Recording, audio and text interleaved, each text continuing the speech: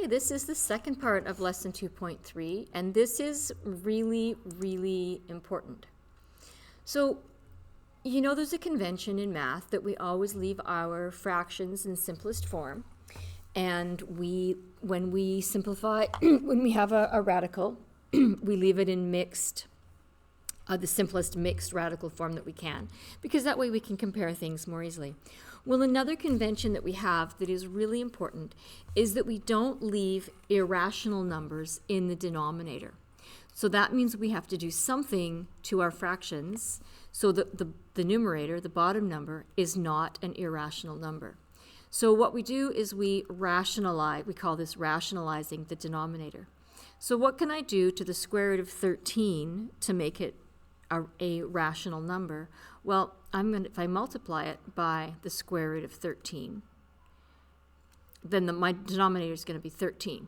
Now, since I multiplied the bottom by root 13, I have to multiply the top by root 13 as well. And so this equals the square root of 13 over 13. And if you take your calculator, you'll see that root 13 divided by 13 is the same as 1 over root 13. Okay? Second example, I don't care about the top. I can have an irrational number in the top.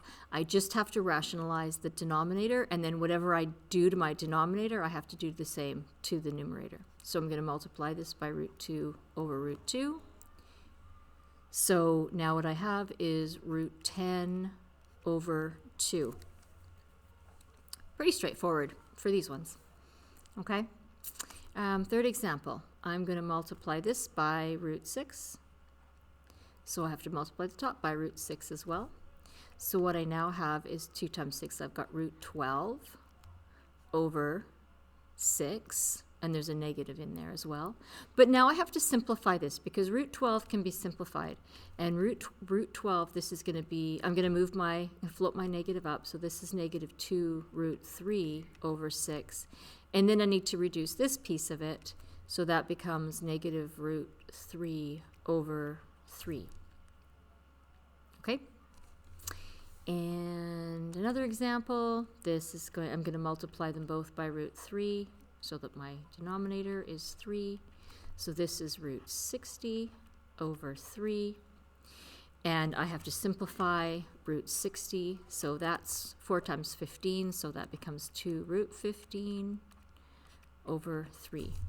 And I can't simplify 15 any further, so I'm done. Okay? There's that. Now, where it gets trickier if our denominator is a little bit more complicated. So here, I don't have, the 3 is fine. I don't need to get rid of the 3. I'm only going to multiply this by the square root of 7. And then I have to multiply my top by the square root of 7 as well.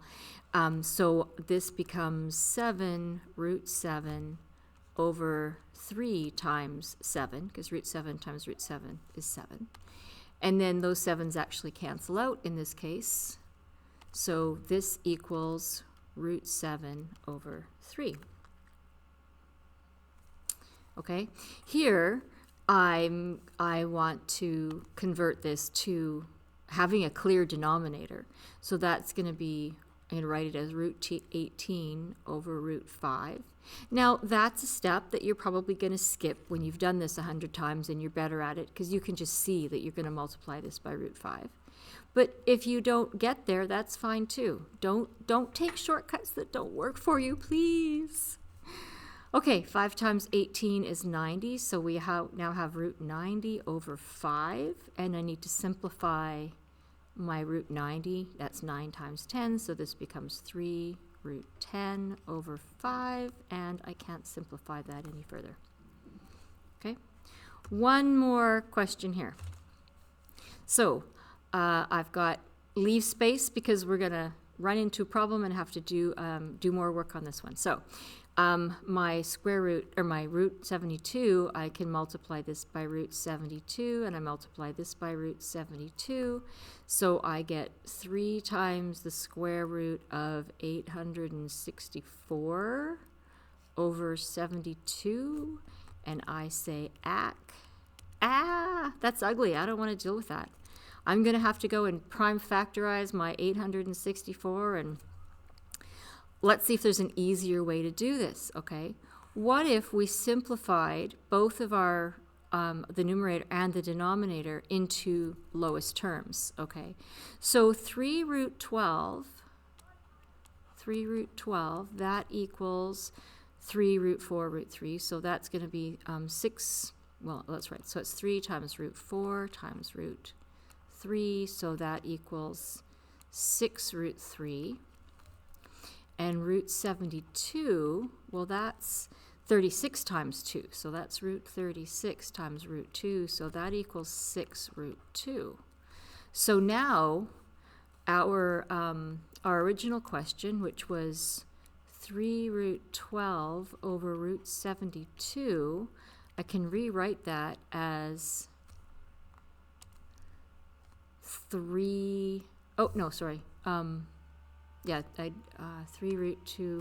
12 is now 6 root 3, and root 72 is 6 root 2, so that just equals root 3 over root 2, and that's a heck of a lot easier to rationalize, so I'm just going to multiply that by root 2 and root 2.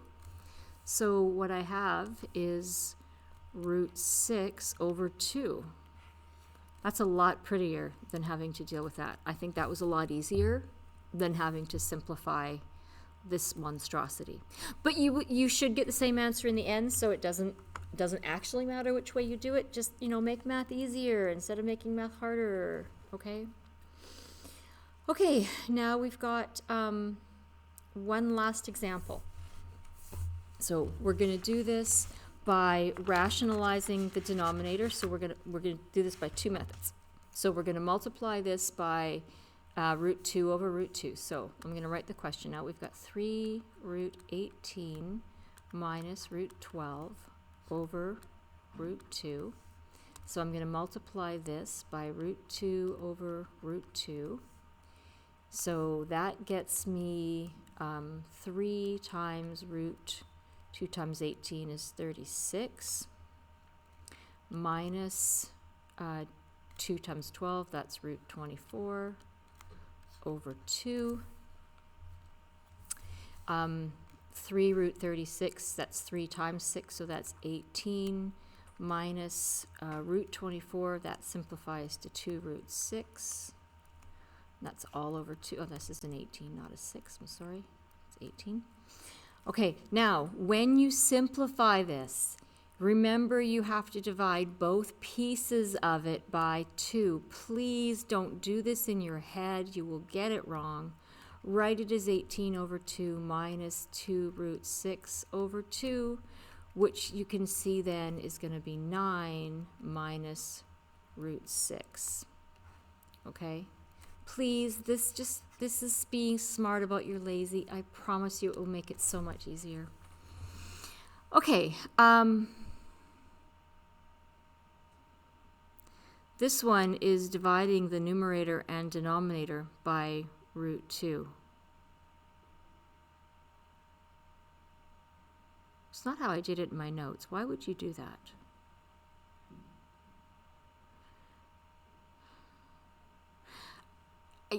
That's weird.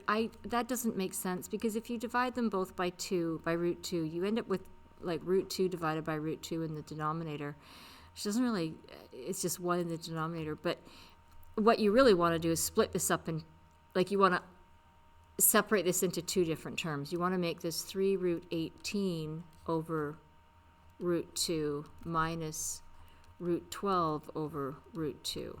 Okay, just like we did in the example before.